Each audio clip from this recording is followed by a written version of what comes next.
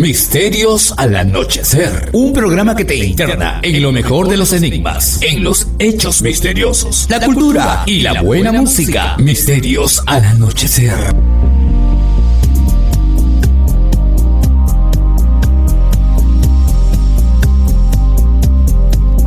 Síguenos también en YouTube, Facebook e Instagram como Misterio Infinito Perú. ¿Qué tal, amigos de Misterios al Anochecer? ¿Cómo están? Aquí como cada fin de semana su amigo Fernando Chapi Martínez con lo mejor de los enigmas, los misterios y esos otros temas que usualmente no son tocados y aún no sé por qué en otros programas de radio y tampoco de televisión. Pero bueno, estamos aquí como en la mayoría de ocasiones con un invitado desde el otro lado del océano. Ustedes ya han de conocerlo si es que son habituales de este programa. Es Javier Resines, directamente desde España, y nos va a hablar sobre su especialidad, que es la criptozoología, pero ahora vamos a ahondar un poco más en aquellos casos que no se vislumbran tanto en las revistas, en los programas que tratan sobre esto, porque son particularmente bizarros, particularmente ya en la zona límite, en esa zona difusa entre la criptozoología e incluso lo paranormal, el fenómeno ovni, lo difícil de clasificar. Por ejemplo, Javier, te comento que el día de ayer pues estaba yo para variar comprando algunas de estas revistas de misterio de otras décadas, de los 70s, 80s, y me encuentro con que, yo no sé si será cierto o no, pero ponían que en Japón, allá por fines de los 70, habían encontrado los supuestos restos de un kappa, ¿no? De estos seres de la mitología de ese país, que serían pues como una especie de demonios, como con rasgos de reptil, de tortuga, dicen otros, que arrastrarían a las personas hacia sus, bueno, directamente los eliminarían, ¿no? Si caen en sus garras, en su proximidad. Entonces, son estos casos límite, o también, por ejemplo, el caso de los misteriosos esqueletos que han sido encontrados en algunas playas, como en Playa Heréndira, si no me equivoco, fue en México, en Panamá. También hablaban de un caso en el norte del Perú por esas épocas, y que algunos atribuían a extraños, quizá humanoides marinos. Pero no digo yo más, te doy la bienvenida, Javier, bienvenido, valga la redundancia, bienvenido una vez más, Misterios al Anochecer. Muchas gracias, Fernando. Pues sí, la verdad es que el planeta está lleno de sospechosas e insospechadas criaturas que se dejan ver de vez en cuando y que encima forman parte de la parte más extraña dentro de lo misterioso relacionado con lo monstruoso, con la criptozoología, con las criaturas. Sobre todo en esas ocasiones en las que la criatura se deja ver a lo mejor una sola vez o durante una época muy concreta, ¿no? Y desaparece, con lo cual nos quedamos pues siempre con las ganas de conocer más y de bueno, pues de ver una especie de evolución del fenómeno, porque sí que estamos acostumbrados a lo mejor a otros monstruos, otras criaturas que, bueno, pues nos acompañan desde hace décadas o incluso cientos de años y que dentro de lo extraño que son, pues ya casi son familiares. Pero sí que hay un, bueno, enorme, vastísimo repertorio de criaturas muy bizarras que pues escapan a todo lo conocido, están, como bien decías antes, en ese límite, ¿no? De lo paranormal, de lo súper extraño, es lo más extraño dentro de lo extraño y que, bueno, pues cada día nos sorprendemos viéndolo pues en revistas, en algún noticiero y algunas están un poco escondidas, ¿no? Tampoco trascienden mucho a los medios, tal vez por esa extrañeza tan alta que tienen, ¿no? Que parece que, bueno, pues que el testigo pues está mintiendo descaradamente, ¿no? Ya desde un principio al ver algo tan extraño como estas criaturas. Así es. Justamente tú escribiste un artículo en la revista Fenómena en español, no hace mucho, lo estaba leyendo, lo compartiste también en tu blog, en el blog de Criptozoología en España. Muy interesante.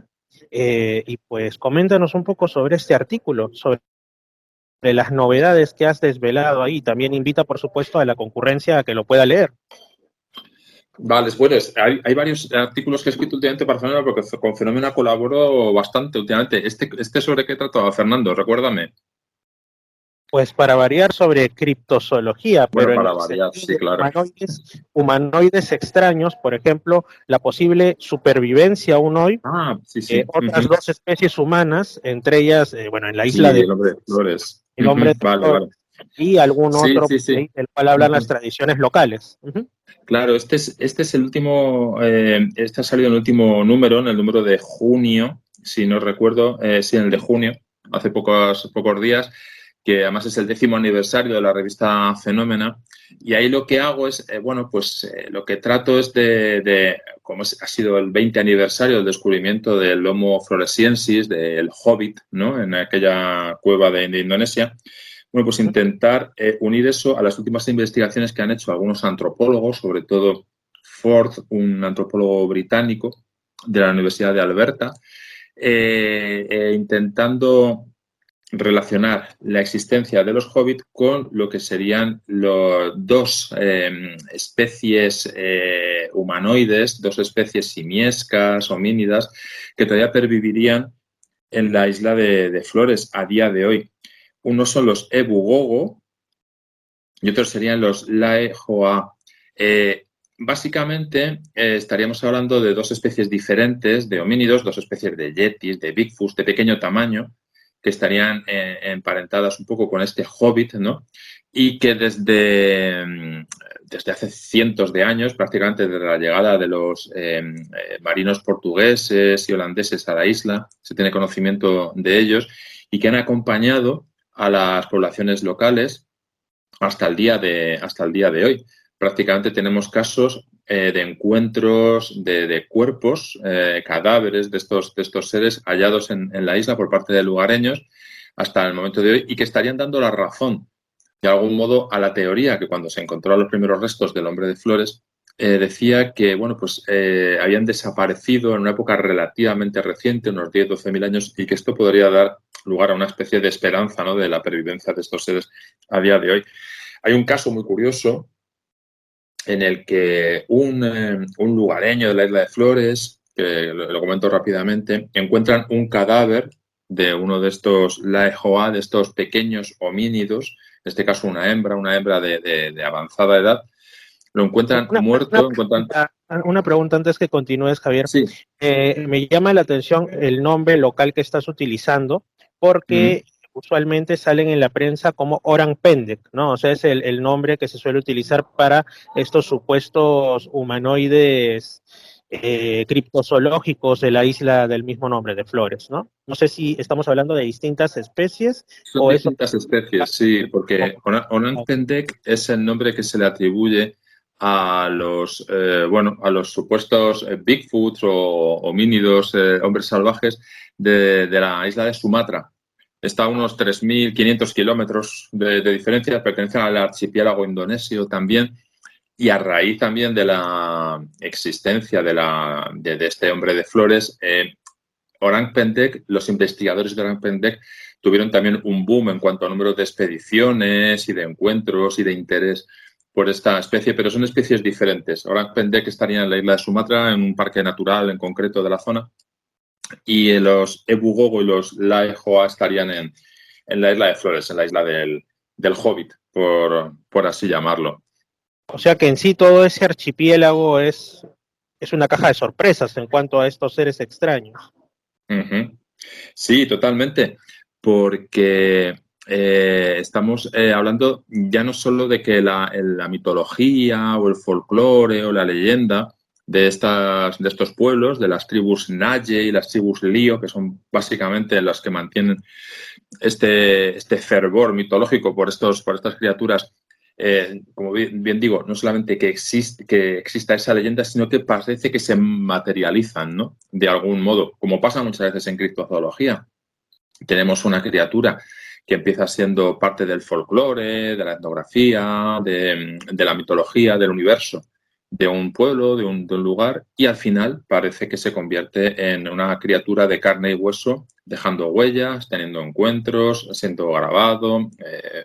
Y en este caso, pues parece que estamos ante lo mismo, como te decía hace un momento, con el caso de este cadáver que encontraron en la finca de uno de los habitantes de la isla de Flores, un licenciado en agricultura, quiero decir, un hombre que conoce bien la zona, que conoce bien los animales, de tal manera que, bueno, al encontrar este cuerpo, pues lo que hizo fue de algún modo respetuoso, porque para los habitantes de Flores estos seres están a mitad de camino entre los animales y los humanos, entre el hombre y el mono. No sabe muy bien cómo definirlo.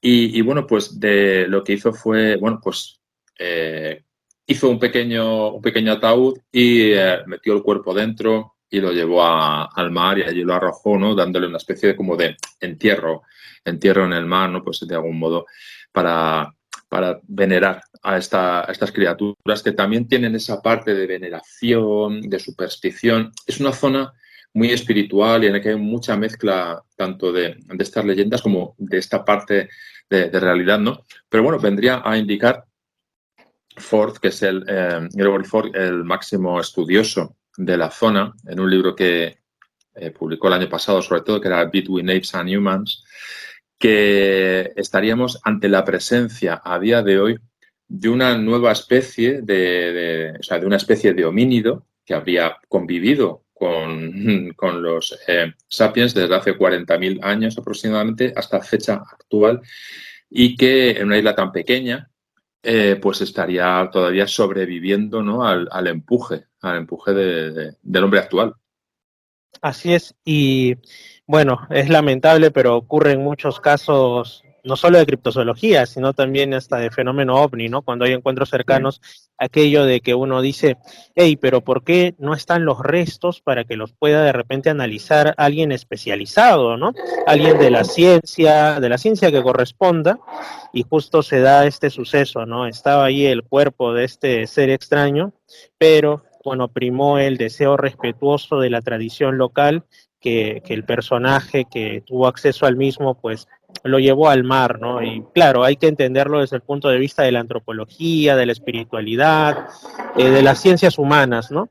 Claro, Aunque, además, aunque desde nuestra óptica occidental no deja de sorprendernos, claro. Pero en este caso, Tegu, que es así se llama el protagonista de la historia, Tegu, al estar, de alguna modo hay una especie de norma, una tradición en la isla en la que cualquier animal que aparezca muerto en su finca, en este caso en sus fincas, en sus tierras, ¿no? Pues de algún modo pues tiene la obligación, ¿no? De hacerse cargo de él. Si es un animal, pues normalmente se deshace de él de otra manera, pero como digo, la creencia en estos Laihoa resulta que, bueno, pues incluso hay en el lenguaje del pueblo Lío, que es la región lingüística de la que estamos hablando, hay 3 formas de referirse tanto a animales como a personas, 4, animales, personas, cosas, y un modo intermedio, que es el que son entre animales y humanos. Y entonces estos Laihoa estarían en ese pequeño grupo, ¿no? En el que incluso lingüísticamente se refieren a ellos de esa manera. Con lo cual, pues no supo muy bien qué hacer, tenía la obligación de hacerse cargo del cuerpo, ¿no? Por tradición. Y bueno, pues lo que más se le ocurrió fue, de algún modo respetuoso, pues darle una ceremonia de despedida, ¿no? Pues como la suelen dar a los lugareños de la zona, vamos.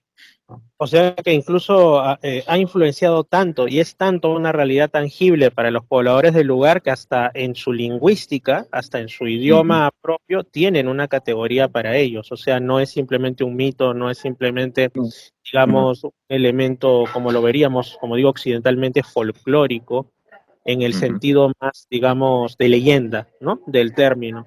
Me parece muy interesante. Sí. Claro, esto pasa como con algunas etnias, yéndonos a otro sitio ya, etnias de habla suajili, como bantúes, que también tienen una categoría en la que en este caso, por ejemplo, en el idioma, en el suajili, pues tiene una categoría para referirse a seres inanimados. Hay seres animados, animales, personas, y luego hay una cosa que llaman seres animados y seres inanimados. Objetos. Para nosotros a lo mejor un tronco de árbol es un ser inanimado, pero para un hablante de lengua swahili es un ser animado, ¿no? Porque forma parte de algo que ha estado vivo, del bosque. Bueno, pues es una forma cultural, claro. O sea, tu lenguaje al fin y al cabo está haciendo una expresión sonora de tu forma de pensar, ¿no? Y de tu cultura. Y en este caso, pues en el caso de la isla de Flores es así, evidentemente. Claro, muy interesante. En realidad, incluso yo me atrevería a aventurar una hipótesis más, ¿no? Que Por ejemplo, ahí se han encontrado los restos del hombre de Flores, pero acordémonos que, sobre todo en entornos tan pequeños como pueden ser islas, con recursos limitados, quién sabe si la evolución ha seguido su curso y así como ha habido otros casos en los que, por ejemplo, no recuerdo la isla, pero dejaron unas cabras, ¿no? Hace tiempo, siglos, ni siquiera milenios atrás, unos exploradores o conquistadores europeos, y de pronto dicen que las cabras han formado una propia subespecie, tanto por un tema endogámico como también por el hecho de que han disminuido de tamaño al ser los recursos limitados y se forma una especie local. Entonces quién sabe si eso también opere. Incluso he escuchado que en poblaciones humanas ha pasado, poblaciones isleñas donde ha habido el fenómeno no exactamente del enanismo insular como se le conoce, pero se ha disminuido el tamaño, la masa corporal para adaptarse, que es lo que también pudo haber ocurrido en su tiempo con el hombre de Flores. Y quién sabe si esta otra especie de la que hablan los lugareños es justamente eso, ¿no? Es que en tiempo reciente se ha formado otra rama más de esos homínidos antiguos y estamos incluso presenciando un nuevo paso de la evolución, ya no de la evolución humana, pero sí de estos primos homínidos, ¿no? Por llamarlos así. Sí. Eso es Sí, sería una hipótesis para explicar perfectamente lo que ha sucedido, porque además en la isla de Flores se han producido los dos efectos del insularismo, que es el empequeñecimiento de algunas especies, por ejemplo, el de los homínidos, también había hasta aproximadamente 30 o 40 mil años atrás una especie de estegodón, de elefante enano en la isla, pero por contra también había lagartos, una especie similar al lagarto de Komodo, de tamaño gigantesco, igual que unas cigüeñas de tamaño gigantesco. Es decir, hubo una especie de recompensación, ¿no?, de la fauna local. Unos individuos se empequeñecieron, otras especies evolucionaron de un modo más gigantesco. Y bueno, era una especie de mundo perdido por lo que se van contando, lo que encuentran los paleontólogos, los arqueólogos, hasta hace 30 o 40 mil años, en los que no se sabe por qué, posiblemente por el empuje del Homo sapiens, se influye, que fue cuando se intuye que es cuando llegó a la isla, pues toda esta mega y microfauna, incluido el hobbit, desapareció, ¿no? Posiblemente pues eso, por empuje del hombre moderno. A mí me parece una cosa realmente creepy lo que has mencionado de estas cigüeñas sobredimensionadas que habían surgido por el otro fenómeno, el gigantismo insular, ¿no? Imagínate Sí. un pequeño hombre de Flores de no más de 1 metro o 1,20 m, como mucho, y una cigüeña que no sé cuánto mediría, pero me acuerdo del ave moa, ¿no? El moa, ave no voladora que existió también en islas del Pacífico, bueno, en este caso es el límite entre el Pacífico y el Índico, ¿no? Pero estas aves enormes y quién sabe si le causaban algún susto a estos parientes homínidos. Javier, quizá para ir avanzando con el tema de estos casos bizarros, bueno, bastante bizarro es que ya hablen de pequeños homínidos en estas islas posiblemente relacionados a la evolución humana, ¿no? Pero algún otro caso que te venga a la mente, sea de homínidos o no sea de homínidos. A mí, en general, hay varios subgrupos dentro de los monstruos y tal que me llaman mucho la atención. Uno de ellos no es que sean homínidos en sí, pero es el de los hombre algo. Me explico. El de los hombre rana, el hombre perro, el hombre lagarto, el hombre pulpo, ¿no? Estas criaturas que parecen... El octopus, el ranamán, el octopus. El ranamán, eso, sí. Terrible ranamán. Son estos seres que aparecen a lo mejor una sola vez en la historia o aparecen durante muy poco tiempo con características humanoides, pero claramente animalescas, ¿no? Por ejemplo, me viene a la cabeza un caso muy curioso que se llama el del hombre pulpo de Vizcaya. Es un caso que sucedió en España en los años 60, en los que, bueno, un conductor de camión, el conductor y un copiloto iban por unos montes del norte del país, unos montes del País Vasco, una zona muy montañosa, y bueno, pues las luces del camión, iban cerca de la medianoche, iluminaron en mitad de la carretera, pues un pulpo monstruoso, peludo, de aproximadamente 1,5 m de altura, ojos redondos, brillantes, con unos extraños tentáculos larguísimos cubiertos. Ellos decían que de gruesa lana de color marrón, una cosa muy, muy extraña. De tal manera que, claro, pararon el vehículo, pararon el camión al ver eso tan extraño. Y dice que durante unos minutos porque no podían reaccionar, se quedaron mirando a ese extraño ser. Al final el conductor lo que decidió fue acelerar e intentar arrollar a ese pulpo extraño, ¿no? Que no dejaba de moverse en mitad de la carretera y que les impedía el paso. Y la intención era esa, arrollar al pulpo hasta que, bueno, pues se conoce que, bueno, pues tenía pues alguna sensación de peligro, claro, y salió del camino y desapareció detrás de un grupo de arbustos. Este es un encuentro de este tipo, son estos encuentros tan bizarros, tan extraños, tan fuera de lo común, tan sin ninguna explicación, una especie de hombre pulpo en mitad de un monte del País Vasco, pero bueno, qué pinta, ¿no? Ahí, ¿no? Pero los testigos lo vieron sin ninguna duda, ¿no? O como estos, el hombre, ¿cómo era? El hombre lagarto, por ejemplo, que en Carolina del Sur, en los finales de los años 80, pues se dejó ver también en algunos sitios, ¿no? Normalmente de noche y tal. El primer encuentro recuerdo que fue de un conductor que volvía de noche a su casa, pinchó el neumático, paró en una carretera pues a arreglarlo, y cuando ya había acabado de arreglarlo, se iba a meter en su coche, de repente apareció pues una figura de tamaño de casi 2 metros de altura, un hombre con cara y aspecto de lagarto, con manos con 3 dedos, muy fuerte, muy enfadado parece ser, ¿no? Con ojos rojos, que saltó sobre el vehículo. Consiguió escapar este conductor, pero cuando llegó a su casa vio que el techo estaba prácticamente destrozado, un retrovisor arrancado, y a partir de ahí los hechos se sucedieron con este hombre lagarto de esta zona pantanosa de Carolina del Sur, de tal manera que incluso una emisora de radio local ofrecía una recompensa de $1 millón a aquella persona que trajera una prueba tangible de que este hombre lagarto existía. Y hasta el año 2015, más o menos, la fiebre por el hombre lagarto en Carolina del Sur ha seguido con multitud de encuentros de este tipo, con esta criatura extraña, ¿no? Ya digo, una mezcla entre reptiloide, Eso iba a decir.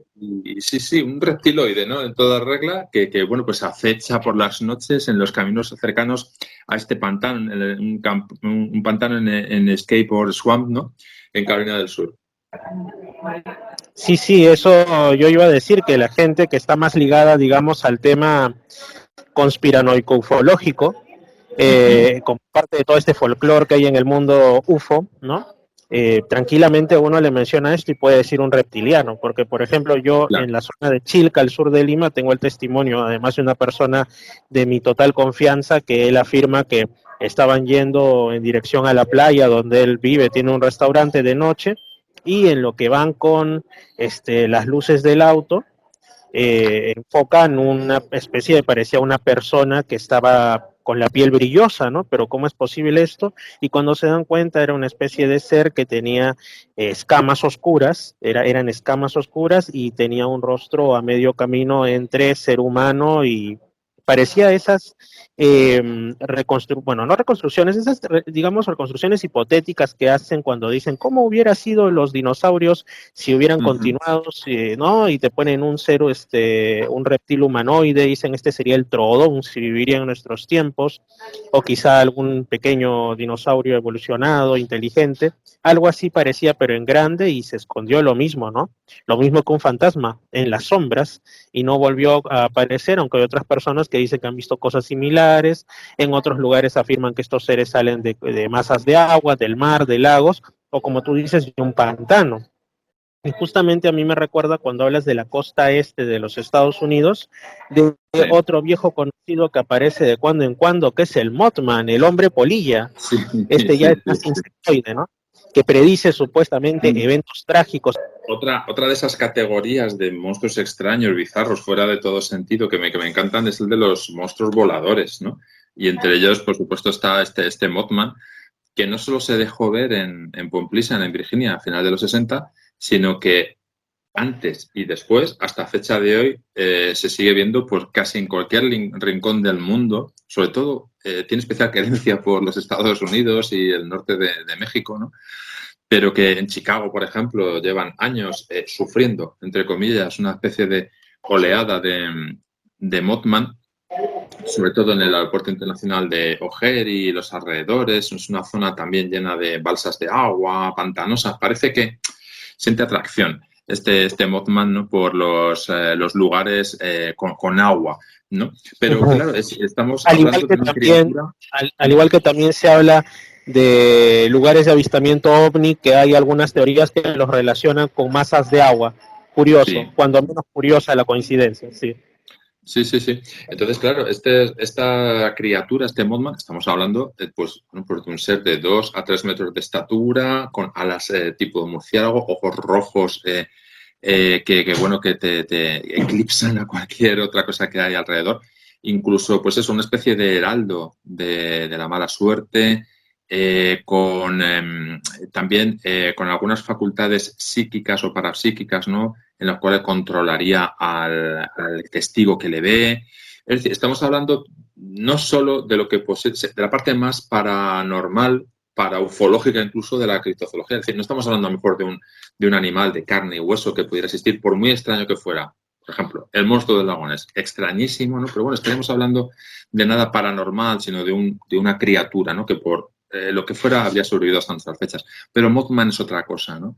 Mothman y todos sus suerte de acompañantes que pululan por todo el mundo es otra historia. Está relacionada con el fenómeno ovni. Se ha visto muchas veces el fenómeno Mothman acompañado del fenómeno de ovnis, de luces en el cielo, incluso de objetos metálicos, platillos volantes sobrevolando el lago Michigan, ¿no? Al tiempo que aparecía este Mothman en tierra. De algún modo hay una conexión entre estos dos fenómenos, ¿no? Porque sí que hay otros animales voladores, pues por ejemplo, que son muy extraños también, por ejemplo, tipo pterodáctilo, pues los congamatos en África o los ropen en Nueva Guinea, o bueno, en España tenemos también muchos casos curiosos de este tipo de animales voladores, estos pterodáctilos, estas gárgolas que llamaríamos aquí, ¿no?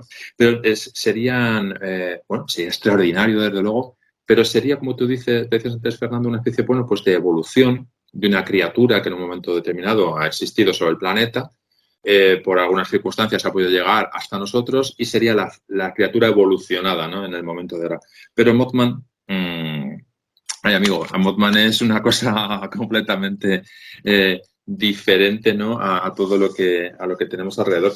Y comentabas antes una cosa también muy curiosa, que es que llamas aspecto de insecto también. Sí, y los insectos, fíjate que aparecen poco en criptozoología o en el mundo fantástico en general, pero también llaman mucho la atención. Y me he acordado de un caso en Estados Unidos también, en 2014, en California, un camionero que viajaba con su vehículo por una carretera, por Patterson. Estaba en Central Valley, era así, en California, sí, sí. Sí, se asomó un poco por la ventana del camión. Lo que vio el camionero fue un escarabajo, dice que del tamaño de un gato, alucinante, ¿no? Que estaba trepando a la antena de la radio del camión y por el peso, claro, que podían ser varios kilos de escarabajo, estaba doblándola por su propio peso, ¿no? Dice que era un insecto, pues eso, brillante, de color negro y rojo, enorme, claro, con unas larguísimas antenas en forma de sierra, con alas de más de 1 metro de envergadura y con los ojos grandes y rojos que parecían tener espejos en el interior, ¿no? Bueno, con la velocidad y la fuerza centrífuga, el escarabajo al final se terminó soltando, pero estamos hablando de un escarabajo de más de 1 metro de largo y de varios kilos de peso, bueno, para mí forma parte de una de mis peores pesadillas, sin duda, ¿no? La de los insectos de tamaño gigantesco que aparecen de vez en cuando reportados en cualquier lugar del mundo. Para mí es una de mis peores pesadillas, seguro. No sé si de pequeño recuerdo haber visto una película que era, una serie de televisión que era norteamericana, que era Tierra de Gigantes, ¿no? Una serie de los años 60 en la que, bueno, pues una nave espacial, ¿no? Terrestre, por un salto cuántico, llega a un planeta en el que todo es gigante, ¿no? los insectos son gigantes, todo. Y entonces los hombres pues están absolutamente indefensos, ¿no? Ante esta situación. Yo creo que es un poco que me queda ese recuerdo atávico, ¿no? De cuando era pequeño, de ver estas cosas así, ¿no? Yo me acuerdo también, no de esa serie, pero de una serie que pasó un poco desapercibida, una serie canadiense llamada PSI Factor Crónicas de lo Paranormal, y que, bueno, la pasaron aquí por breve tiempo, pero había un capítulo en el que supuestamente aparecía una especie de moscas gigantes en un bosque de Canadá, y bueno, era la típica serie que al comienzo te dice, estos son casos reales de la Oficina de Investigaciones, pero obviamente no era verdadero, pero daba miedo, ¿no? Porque estas moscas salían del subsuelo de unos huevos enormes, atacaban a la gente, la mataban, y tú ves una parte donde ellos supuestamente capturan una larva y puede ser una cosa totalmente horrenda, parecía el Orgoy que dicen que hay en el de Mongolia, sí. Sí, sí, sí.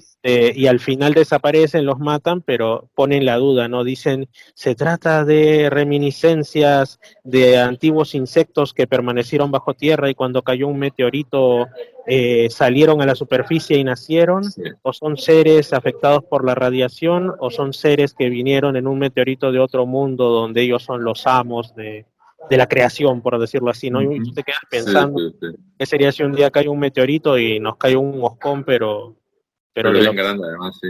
Pero ni con todo el raid del mundo lo logras acabar, sí, terrible. No. Sí. Desde luego que sí. Javier, quiero decirte dos cosas. Primero, que comparto tu mismo temor por esos bichos cuando son muy grandes, más ahora que yo en la Amazonía. Y en segundo lugar, agradecerte por estos momentos. Sé que te has tomado unos momentos de tu tiempo para compartir con nosotros. Siempre es grato hablar contigo y recorrer un poco, al menos imaginariamente, esos parajes que nos demuestran que nuestro mundo es más extraño de lo que a veces podemos imaginar. Muchas gracias, Javier. Nada, muchas gracias a ti, Fernando. Un abrazo y hasta pronto. Un abrazo, y tu blog es Criptozoología en España, así lo hallan en Google. Eso es, sí, así de sencillo se encuentra. Muchas gracias. Un fuerte abrazo, hasta la próxima. Gracias, nosotros continuamos con Misterios al Anochecer. Síguenos también en YouTube, Facebook e Instagram como Misterio Infinito Perú. Misterios al Anochecer, un programa que te interna en lo mejor de los enigmas, en los hechos misteriosos, la cultura y la buena música. Misterios al Anochecer.